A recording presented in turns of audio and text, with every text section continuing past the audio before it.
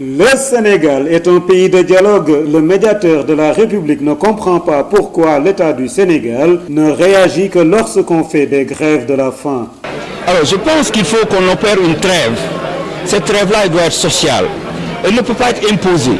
Aussi légitimes soient les réclamations, il faut que nous prenions le temps du dialogue. Ça, c'est un appel que je lance aux syndicats et autres organisations de réclamation par rapport à l'amélioration des conditions de vie de ces associés. Je demande à l'État de ne pas rester sourd aux appels des syndicats et autres associations, de les convier à un dialogue. C'est à cela que nous avions appelé le 28 mai 2016 au niveau de la présidence de la République. C'est à cela que le Sénégal, dans ce que nous avons de traditionnel, nous convie. Nous sommes un pays de dialogue.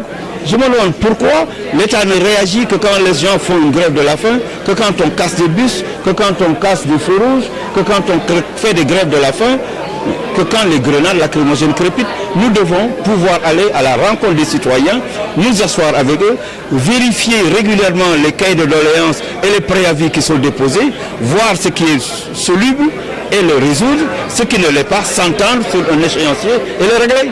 Ça, c'est très simple. Maître Alioune Badara Cissé donne toutefois sa langue au chat quand il s'agit de se prononcer sur la crise gambienne. Néanmoins, nous la surveillons de très près. Pourtant, l'homme est très attendu sur la question si tant est qu'il est le président de l'Association des médiateurs des pays membres de l'UEMOA.